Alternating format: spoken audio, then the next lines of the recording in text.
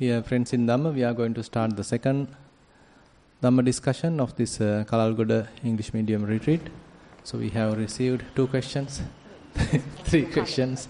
So we will start with the written questions. There are 3 questions altogether, 1 more to come. Yeah. Avasarai Bhante. Most Venerable Bhante, from yesterday's sermon, when the breath... the word is...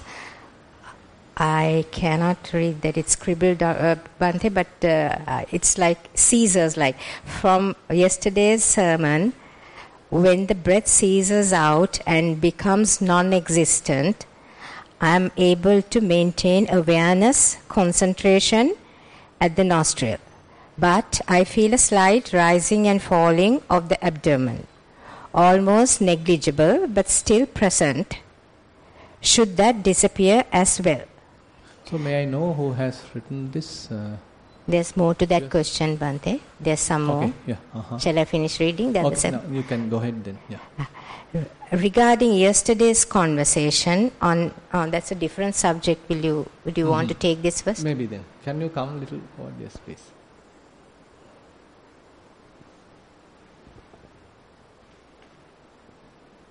The thing is, now when we are practicing say Vipassana, so we can't say immediately we are practicing Vipassana. So we are at the beginning, what we do is preparing all these skills, necessary skills.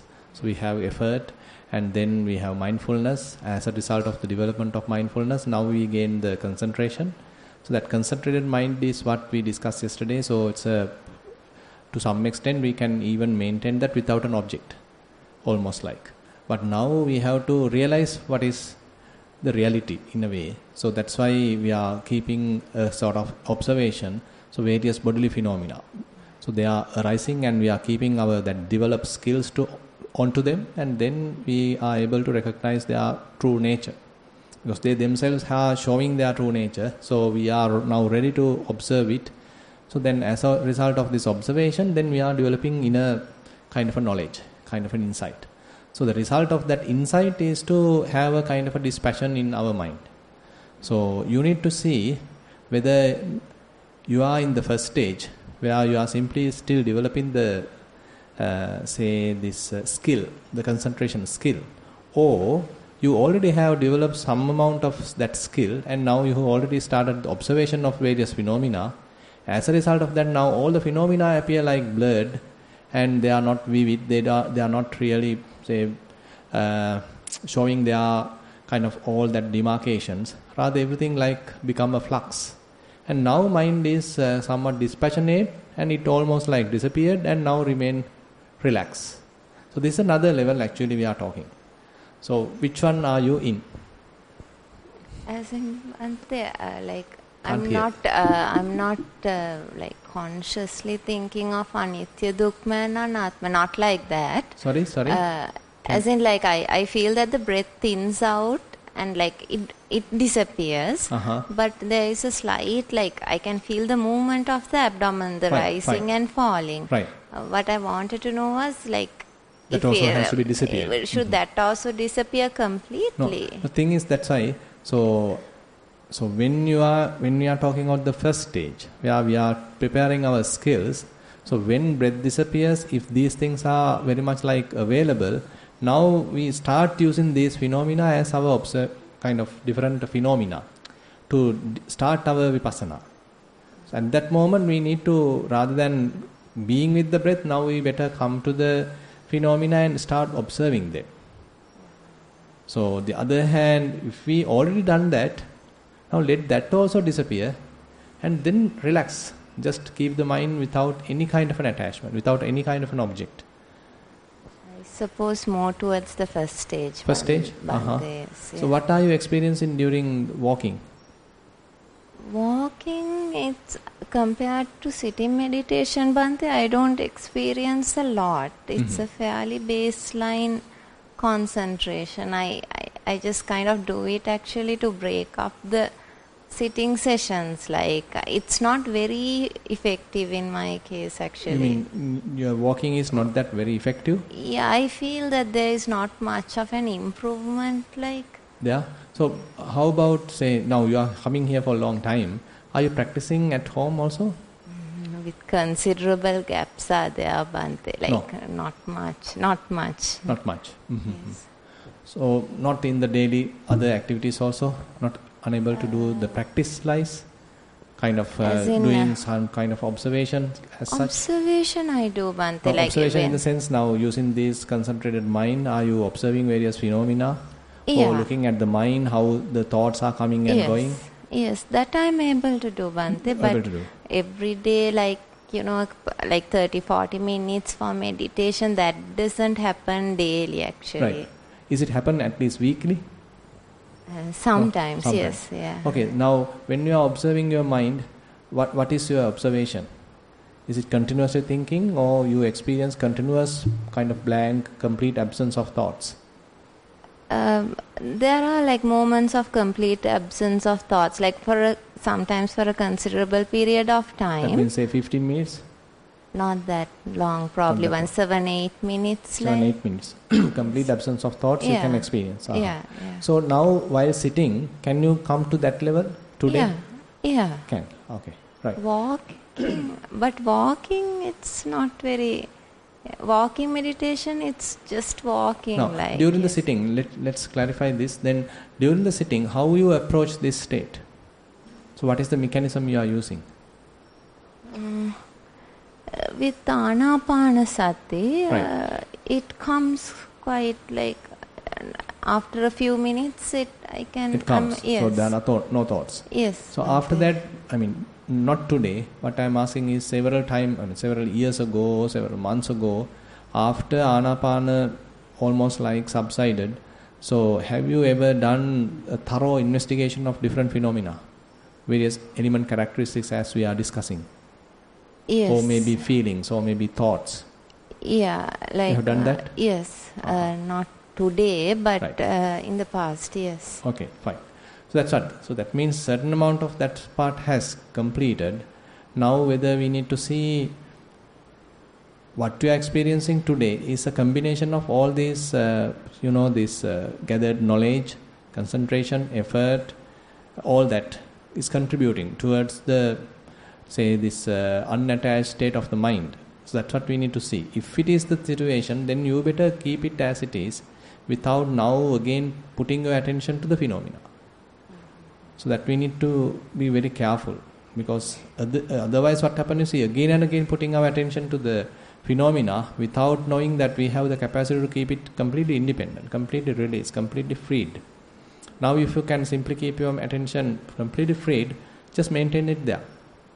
So if the mind by itself go and attach with this, so it is your duty to now release it.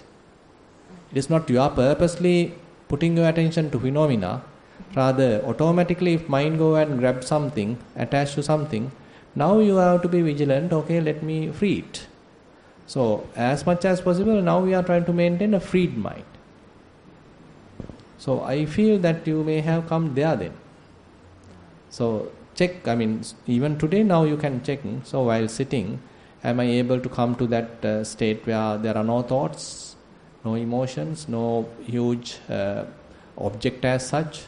Mind is remaining very calm, relaxed, no tension, and no mental images. Mind has a clarity. So if you are experiencing something like that, well and good, just keep it as it is. Now it's a matter of prolonging that.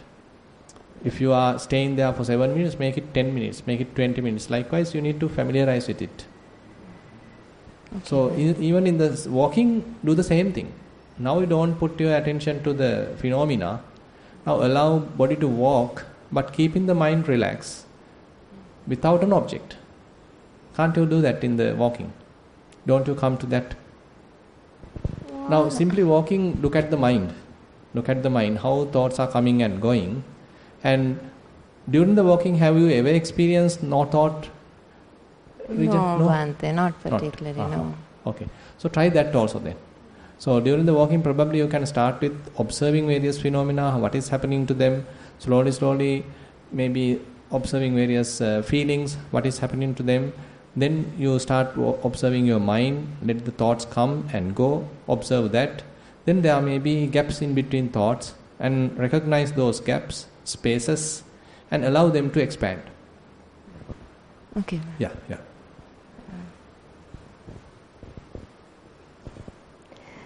The second part of the question, regarding yesterday's conversation on artificial feeding, if a person has not specified on artificial feeding... Artificial? What? Feeding. That is nasal feeding, I think she is referring to. She's referring to. Dialysis, prior to artificial feeding or dialysis, prior to going into a sudden vegetative state, us choosing not to intervene with such measures, would it not mount to murder, thereby accumulating a lot of bad karma? Much gratitude and respect. I didn't get the question. You can explain it. So you are the doctor, so I am not. As in Bhante, now if someone has not specified, like I know some people who have said that not to ventilate and dialyze them if they are met with an accident or a stroke. Right. But if someone has not specified and they suddenly go into a vegetative state, but they are not brain dead. So they are not trained in. No, they are not brain dead. Brain dead. They are not brain dead, but they go into a vegetative state, so they are not able to consciously make the decisions for them. Understand. Yes. So then someone else has to take the responsibility. Yeah. Now, if in a very low socioeconomic status, those people are not able to carry out peg feeds and nasogastric feeds at home. Mm-hmm. But if where a medic is concerned and they are choosing not to feed, for example, a parent, so won't that mount to even an anantarya papa karma in that case? If it happens because of negligence, we can't say it is anantarya papa karma. What the anantarya papa karma means, purposely you are killing. So intentionally killing is the anantarya papa, kind of a heinous karma. Yeah, you have an intention to kill the mother, kill the father, and you are killing it. You are using various mechanisms to do that. Then he or she being killed, then it happens. But otherwise, if you are simply still, you have kind of a sympathetic attitude, and. But if you do feed them, if you put them on high protein feeds and all, their life will be prolonged. Bhante, not in a very productive state of mind, but then you're kind of choosing their death for them. How do you navigate around that? That's what I feel, that now by nasal feeding or whatever the way that we are choosing, so that is because of our, compassion. So we want to make them live for some more time, maybe a good decision. So that's why most people are allowing it to do, so that they may live some more time. And there may be a situation that they may even recover. Yeah. Are there any situations recovery? Not complete to what they were before Bhante, but for example, recently one of my friend's fathers had an intracranial hemorrhage. Mm-hmm. On CT it didn't look as if it was compatible with life, but now, he's still not completely there, but with his physical mobility impaired, he is now going about. Mm-hmm. So had they chosen the option not to, they put him on peg feeds and parenteral nutrition initially. So now he's still not what he was mentally, and cognitively he's not really there, but he's with physiotherapy and a lot of other help he is going on. Yeah. Mm. So that's why these things are very difficult to answer. So from someone else's point of view, they are trying to do their best. Doctors and the relatives and they think so this is the best they can do. So they are doing that. The other person, from his point of view, he also like to live more. So they are so they also request, please take care of me somehow. Do something. Please take care of me. Don't allow me to die. So they may do something. So this is what we are doing today. And there may be a situation the opposite, where this person wants to end himself, or I want to die peacefully, so don't disturb me. So that is his discretion, that is his request. Then I don't know whether we need to respect that, or are we going to ignore his request, and are we forcefully going to do that? So that is another something that we need to decide. Now say someone is telling, okay, I want to die. Not that he is committing suicide, but he understood, okay, I can't do something longer, but I have to have a kind of a peace of mind. So if all these gadgets are connected to me, I won't be able to maintain that. So please don't do that. So let me peacefully die. So is it a kind of a reasonable request that one can make? As in, Bhante, like now, for example, someone who is like, in stage renal failure, someone who's in end stage renal failure, they say like if they go into a fluid overload or something, not to resuscitate and not to go for urgent dialysis. That seems like a fair enough request. Yes. Right. But my concern is if they suddenly go into that state. Yeah. Then, so they don't have conscience. Yeah, then if I am the one who has to make the decision. Yeah, definitely. Then you have to take the professional decision, or what is more suitable at that time, where you feel that you have to do something for him out of compassion, and then we are doing it. But anyway, this difficult to give a direct answer. So the compassion and the wisdom have to be balanced, and what the decision we are making has to be taken by considering many factors, not just one factor. Sometimes if we become more emotional, we may do something, but when we are compassionate, as well as we consider various other necessary conditions, probably we take another better decision. So this kind of a decision making situation, I think we can't give a hard and fast rule, this is the thing that you always have to follow, but we need to see the situation, and then we have to take a decision. This, I don't know, this is my opinion, so it may not be the correct one. Right, then on Sunday. Second question, Bhante. Theruvan Saranai with Metta. When I'm practicing sitting meditation, my mind always go around the body, not stay in one particular place, such as nostrils or tummy area.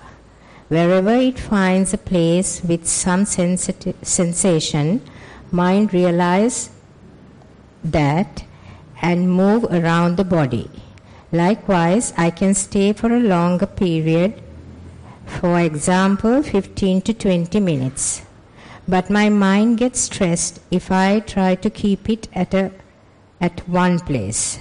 Kindly advise whether I need to change the practice. There's a second. So what's the last statement? Mind gets stressed, right? Yes, but mind gets stressed if I try to keep it at one place. Okay, understood. So maybe you can come forward. May I know who has? Okay.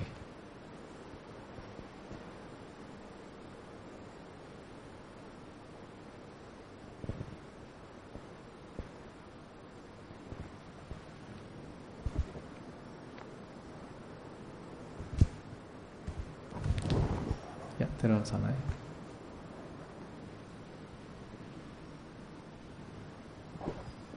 So stress mean, can you explain a little bit of that? Bhante, so I'm just trying to do the breathe in, breathe out, kind of breathing meditation. I can't keep it like in some just maybe about 2-3 minutes, or I can't keep it like whenever it finds somewhere some feeling somewhere in the body, mind goes to that particular place. Okay. And can you observe that carefully? So yeah, assume the that feeling, there's a little feeling here. Yeah. So you can locate your attention there. Yes. And you can do a thorough investigation of that. Yeah, so kind of that irritates, comes and goes, and up and down sometimes. So right now I have irritation at the back, so it comes and goes. Right. But so as per say that I want to do the breathing meditation, I'm not there. Okay, so understood. I just go there, Okay. and then sometimes legs and some pains come from legs, and Right. so it's moving around the body, Right. but not in a particular place. Fine. I mean, even though it is moving around the body, when you keep your attention there, So you can, for a considerable period of time, you still have to maintain your attention there. Say at least for 3-4 minutes, you should be able to maintain your attention there. Yeah. And as a result of your attention, are you thoroughly, able to look at it, or some information is available for you, or you simply glancing from the surface? Yeah, but I think that the feeling, the sensation is gone, that my mind again search for another one. So, Fine. yeah, I'm not that means staying it's there. more kind of motivated towards this observation. No harm. Because through this observation, mind is learning.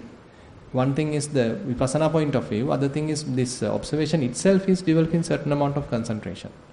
So it is not that we are trying to lock our attention as in the samatha and keep it for hours. It is not the kind of aim. Rather, we are developing certain amount of concentration. Without it, we can't practice Vipassana. But that concentration is kind of a momentary concentration, where the phenomena is showing its true nature. It is enough for us to look at that complete nature, complete, behavior. So if you have that, that's all right. So you can read the other part, yeah. Sometimes my mind projects some various sceneries, colors, patterns, which are not in order. This happens when I try to observe my mind. But the strength of those unnecessary pictures, within brackets Vikara Rupa, reduces when my focus is changed to body. But sometimes again comes up heavily. Seek your advice, Bhante, on how to handle this situation. Yeah, body is the refuge, definitely. So various images, various unnecessary, illusory kind of things. So just ignore them, come to the body. So the body observation is the best thing. So if your mind is ready to do that, and there's a kind of eager to do that, that's well and good. So even in this walking, you can do the same thing.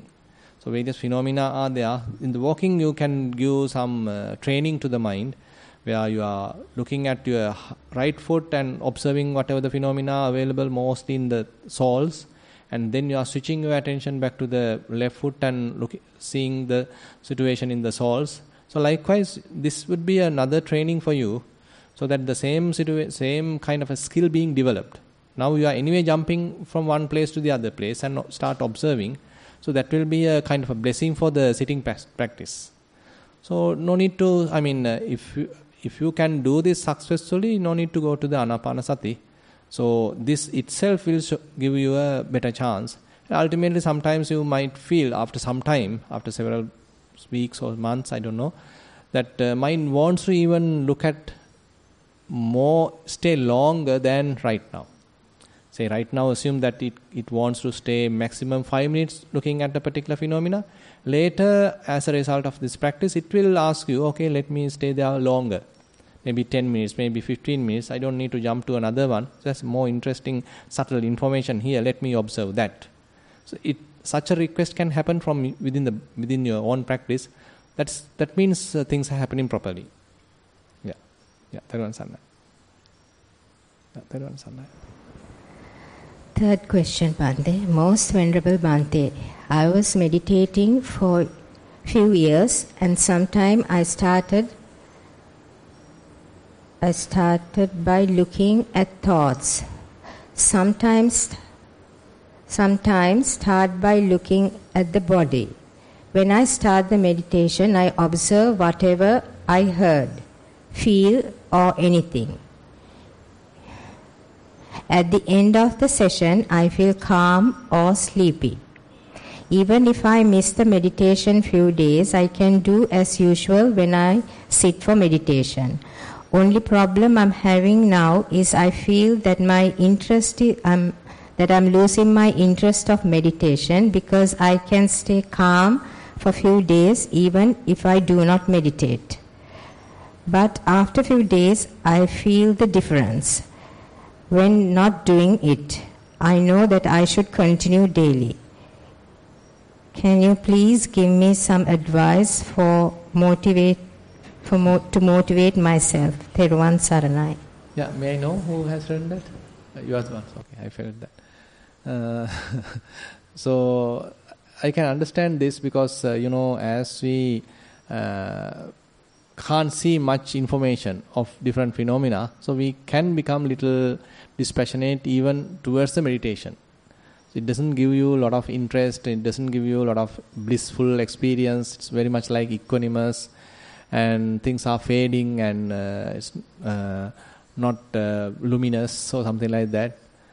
So that's why the dispassion is something that we need to carefully handle. So by the way, don't ignore meditation. So as much as possible, try to maintain a schedule, because this is a kind of property being developed in your mind. If we if we simply surrender to that, then ultimately we even give up meditation without really reaching the goal, without really touching something substantial. So that's why this is simply symptoms have arrived, symptoms has arisen, but it has certain influence towards the mind, so it is changing ourselves, but we still have to continue the meditation. So continuation may have to do in a strategic manner. Say assume that you have done, I am just giving an example, say assume that you did 8 hours meditation, say 1 hour sitting, 1 hour walking, something like that. So after reaching this state, say mind says, okay, you don't need to do meditation, and you do just 1 hour meditation. So just do 4 hours at least. Something like that. Because 4 hours may be enough, because mind already has certain amount of dispassion, but lot more to do. And so as a result of that, if you simply do 1 hour, I feel it is too less. At least better maintain 4 hours, so that you are, even though you are not doing 8 hours, but 4 hours may help you to maintain your attention, maintain your meditation consistently, and slowly you get a further balance of the mind. So now there is no much motivation coming from the practice. So that's the main thing. Previously we feel, okay, I have to reach this stage, I have to reach that stage. So likewise, there's a huge motivation coming from yourself, and the others are also talking, so I have a goal, something like that. And now internally you have kind of a dispassionate attitude, disenchanted attitude, this kind of relaxed attitude. It doesn't motivate you. That's why you need anyway somehow maintain the schedule as much as possible. So that is the advice. Yeah. That's all, no? Yeah.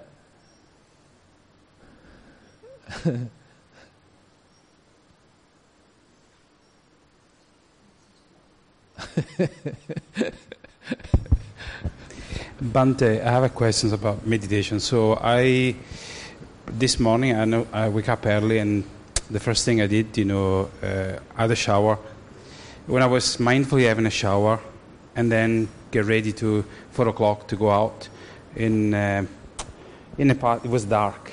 So when I was walking, this morning I noticed. Normally I practice all the time. But when I was walking today, I noticed, phenomena when I was walking, right foot, left foot, I paid attention to the sensations, whatever feeling was happening. Okay, I didn't put too much stress on that. I just observed what was happening, is the process, but I was not focusing too much on that. But then I realized when I was walking towards the end of the path, I realized that it was peaceful. I was experiencing peaceful and a state of calm. Correct. Total calm. Is this normal? This is where you found the balance. So previously maybe you are putting too much effort and you are thoroughly investigating, that's maybe exerting too much effort. And there may be a situation you are completely not putting enough effort, so the mind get distracted. But now no distraction and no too much effort either. You are in the optimal range, so you feel comfortable. So this is the level that you need to understand. Okay, this is something really good, very comfortable. I don't feel tired. At the same time, mind is not distracted, and all the phenomena is quite visible. This is the best kind of a balanced level that I can achieve. So you know that Buddha talks about the 7 enlightenment factors. So in the 7 enlightenment factors, the first level is the development of the mindfulness to a considerable level so that it is persistent. So you are able to maintain unwavering kind of mindfulness. Then Buddha advised, okay, now you start the investigation. So once we start investigation, it is difficult because the phenomena is not really clear and mind get distracted. So many difficulties are there. But anyway, when we are continuing it, slowly, we are developing the skill. Now the mind is fairly mindful and investigation is also there, but still we don't know the kind of the balance. Now things are visible, but sometimes we put too much effort. So, you are holding very tightly and trying to say what's the time. And later you find out not necessary to do like that. Let me simply hold it softly. Let me look at it. You see the time and there is no strain to your hand. No problem at all. So now you learn the art and now you do a kind of a soft investigation and mind also not get distracted. Fair amount of mindfulness is there. Concentration is also there. You can see the details also. Now you feel happy. That is where the third one is the effort, which is now balanced, and the fourth one is the piti, the rapture. Now rapture rise, because everything is in proper balance. When things are balanced, only this rapture comes.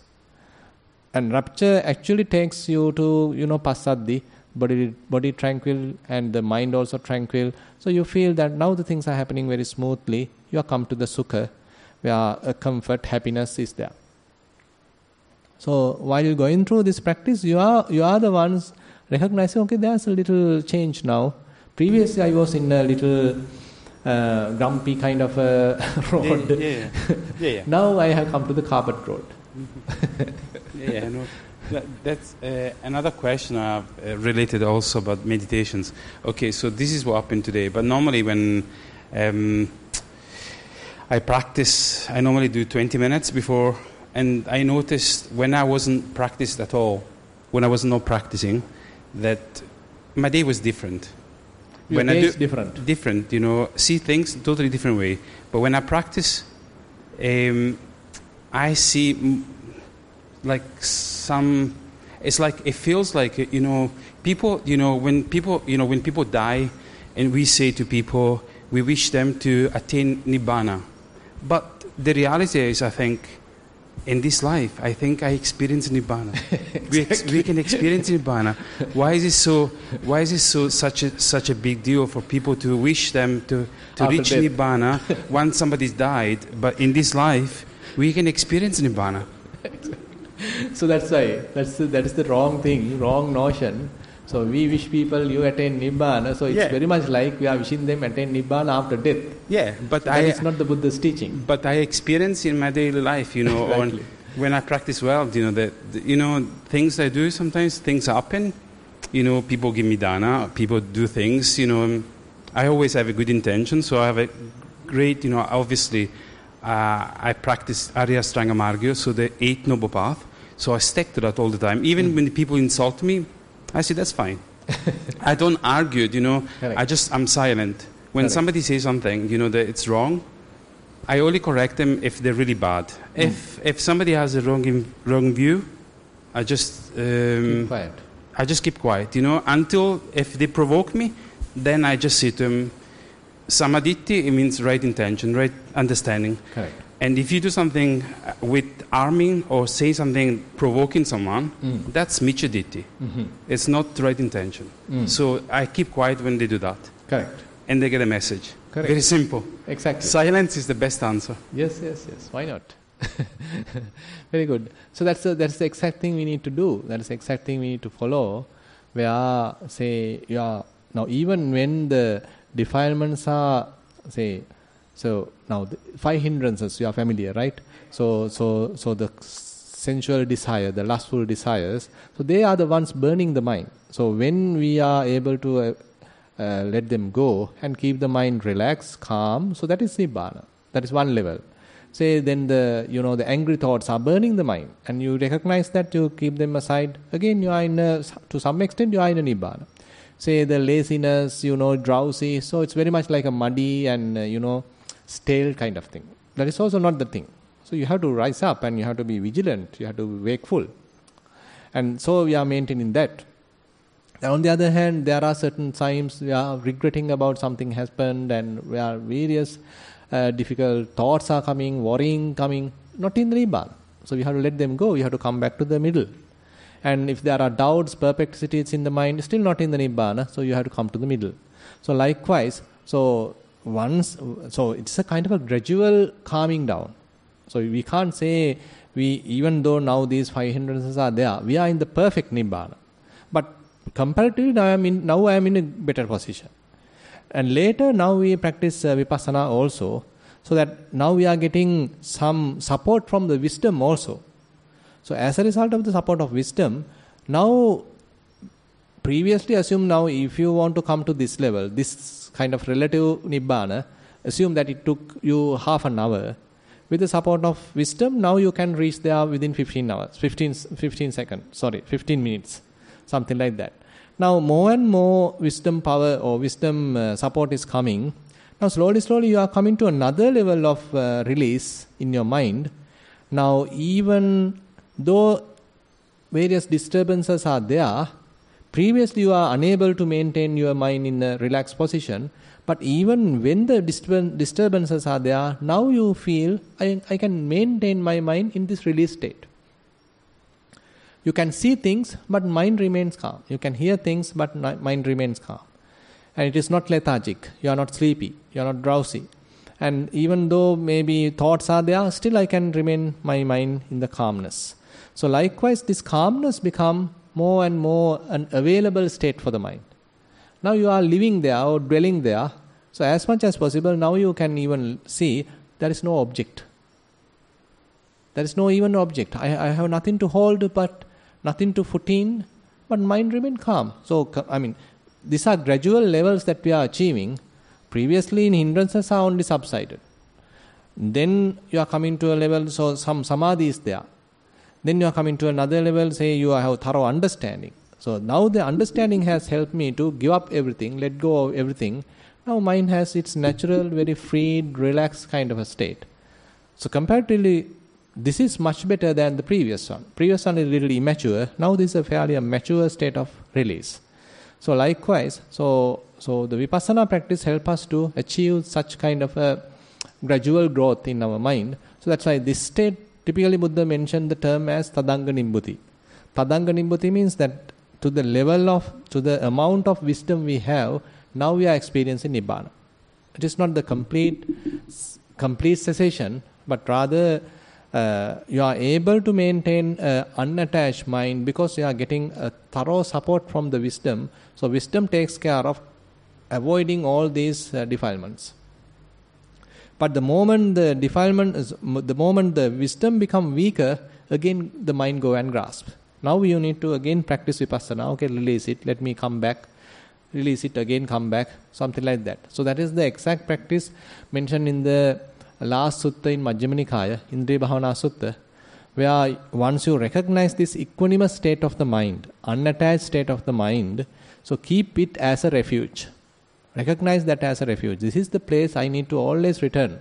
This is like my home position of the mind. Wherever, if the mind gets distracted because of any kind of a sight, don't stay there, return back to the home. If my mind gets distracted, agitated, excited, worried because of some sound, don't stay there, return back to the home. So this is a kind of a returning process now we have to develop. And slowly, so once we do that, so this home become a comfortable place and more, previously it is like you are purposely bringing back. Later it becomes this, your involvement become lessen, mind automatically start coming back.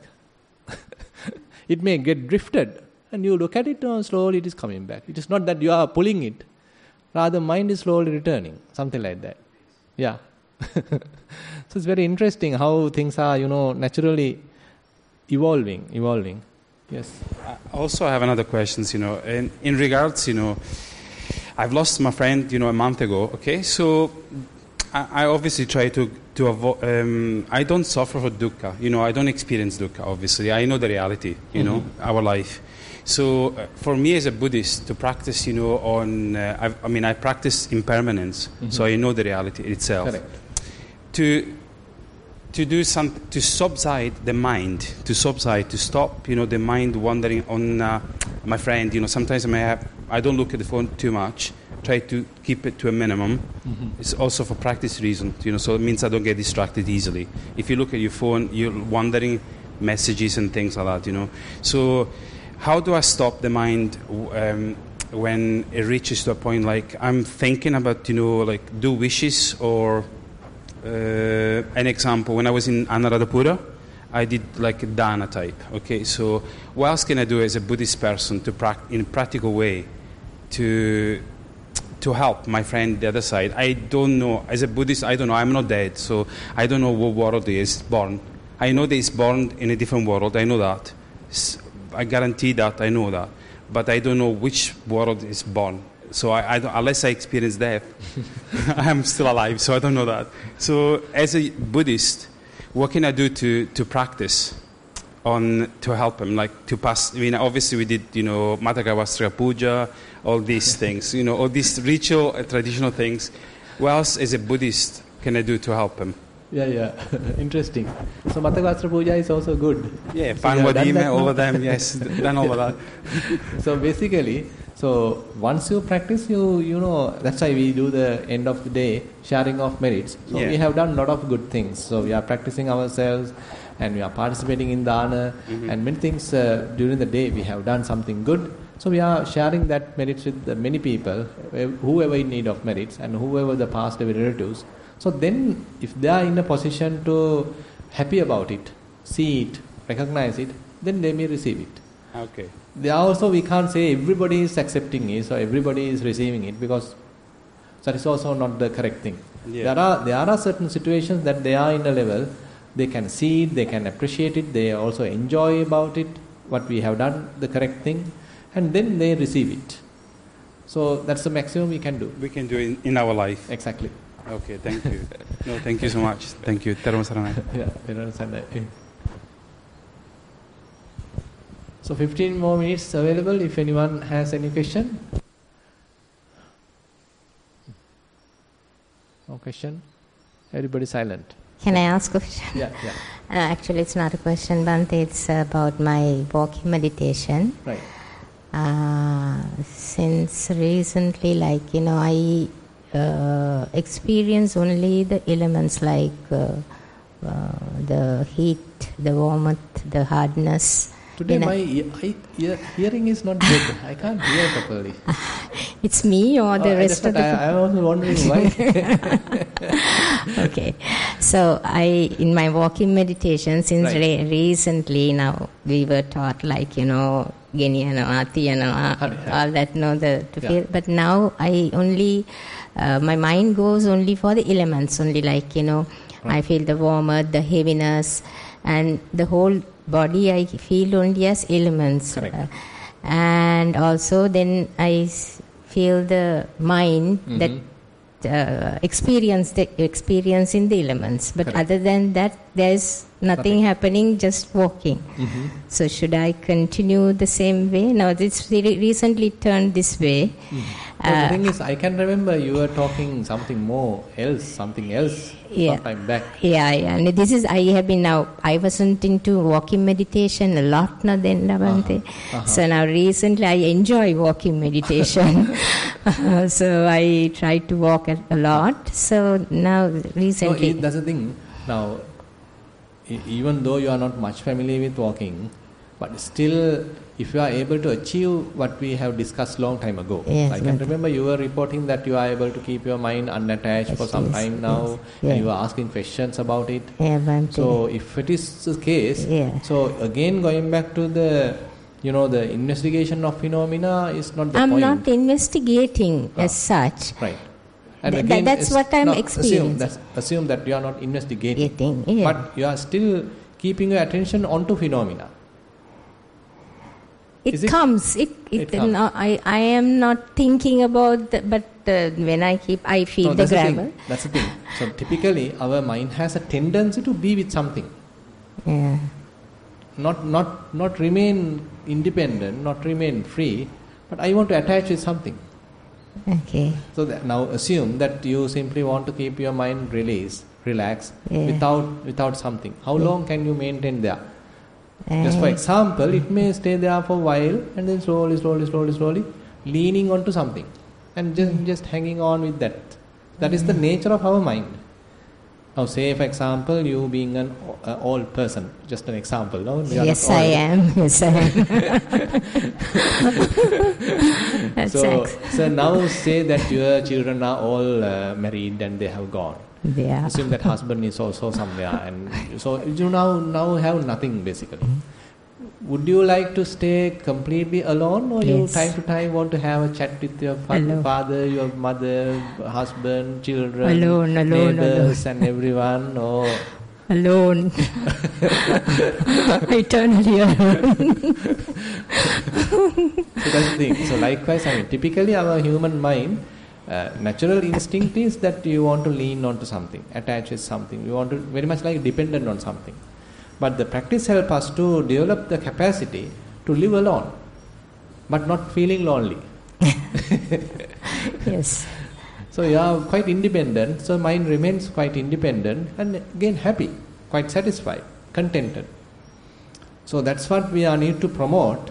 So actually we lifted up our mind as a result of the practice. So the wisdom developed help us to release what we were attached with, what we were holding. So that's a strong attachment, that's a strong holding. The wisdom help us to give it away, let it go. Now mind remains calm, unattached. Let's promote it. Yeah, but Bhante, now I am not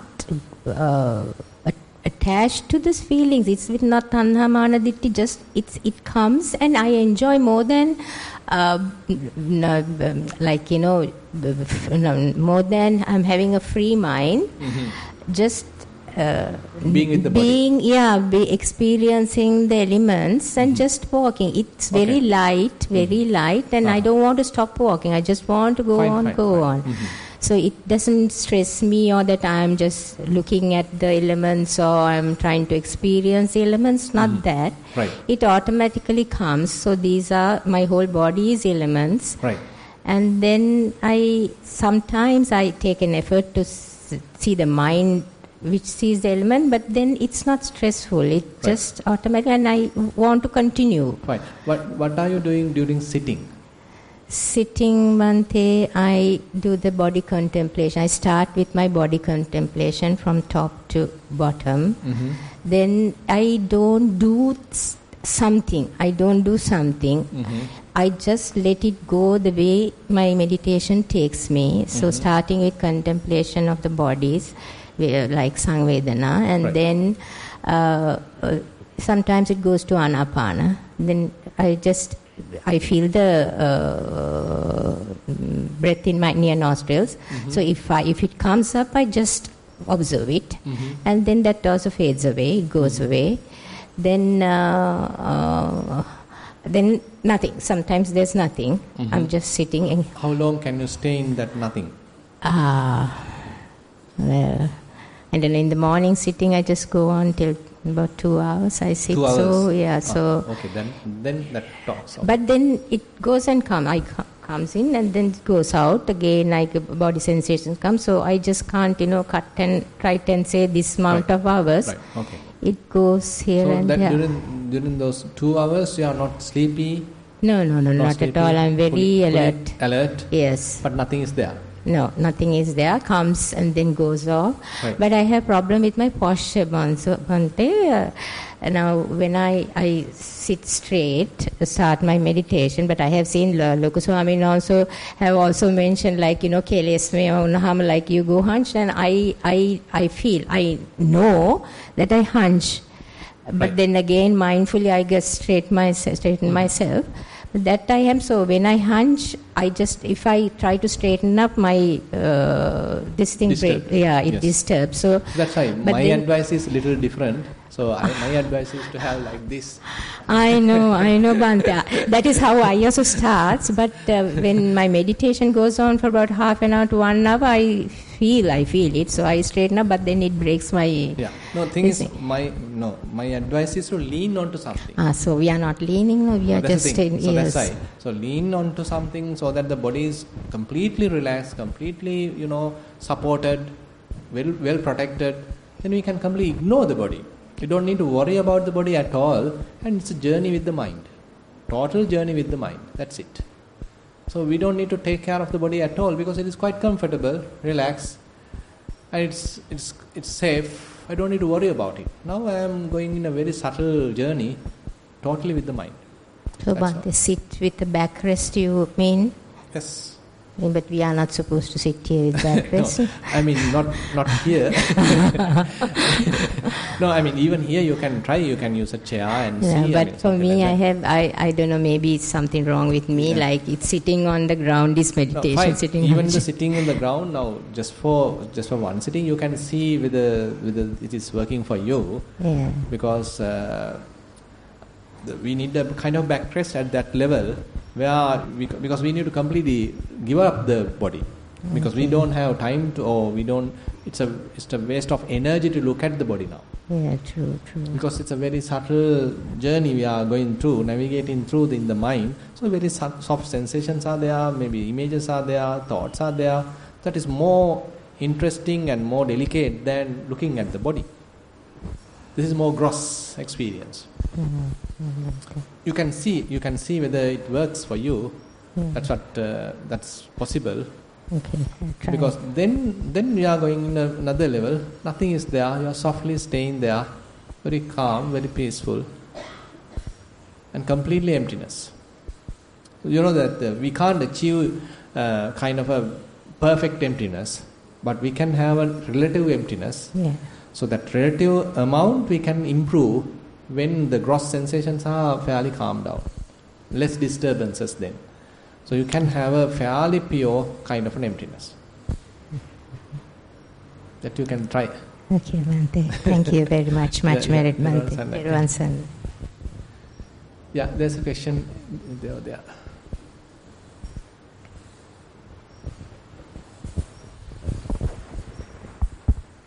Dear Bhante, actually, generally I used to do a walk in the evening, and after the exercise and all that, my body is coming to a fairly calm situation.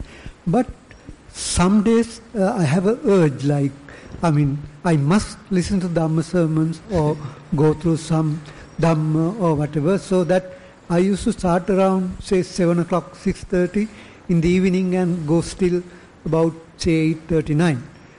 When the next day, when I don't do every day, but I do certain days my sitting meditation early in the morning at 5 o'clock in the morning. So the next day, my sitting meditation, I feel really successful. But some days it's not like that. And also that I can't forcefully think that I need to listen to Dhamma sermons or whatever, but it's automatically coming to me. Probably sometimes twice a week or maybe thrice a week, but sometimes maybe once a week or something like that. But I can't forcefully think and do it. It comes automatically, but the next day my meditation is very much successful. But without that, if I do, sometimes it may not. Not a basic theory, but that happens. Maybe, because it gives you a lot of motivation, a lot of clarity about what you need to do, and you have a lot of confidence. So mind is uplifted as a result of a good Dhamma sermon, and once you sit, everything happens smoothly. Yeah, because it's like conditioning my mind actually. Exactly. So you are kind of tuning yourself, and you are giving up everything, and you are well directed, well aligned with the Dhamma. And with such a mind, once you start meditating, it's properly go through in the proper path, and you may be mostly successful. But you need to learn, you need to hear something fairly aligned with your practice. Yeah. Then otherwise you can start thinking too much about things, Yeah. it can become a disturbance then. Yeah. If you are listening to something, okay, telling, okay, give up too much thinking, give up proliferation, just sit and quiet. So the sermon is telling you to do the same thing. Yes. Then you switch off the Dhamma sermon and you sit quiet. No, actually what happens is that I get certain issues or the problem or very... Yeah, you are a kind of speculative character. I'm concentrating on that, and sort of based on that only I listen to Dhamma sermon. So that I have a peaceful sleep, as well as next day I can do my meditation no problem. very successfully. We are different characters, no? Yeah. Because we need certain amount of confirmation.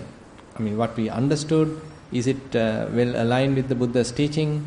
If it is so, then I am more confident. I have more energy to practice. Yeah. It gives me more motivation to practice. No harm. Thank you, Bhante. Thank you. Okay, if there is no more question, then we will wind up the session. And today we are going to have the Dhamma sermon at 4:30. I have to conduct it with Dr. Manori through the Zoom. So we will make the arrangements for you to listen it here, and I will conduct it there through the Zoom. And tomorrow we have the usual session. Yeah. Tomorrow 7 a.m. Sinhala Dhamma sermon here. English Dhamma sermon maybe at the in the cafeteria, and just for 1 hour. And there is no Q&A session.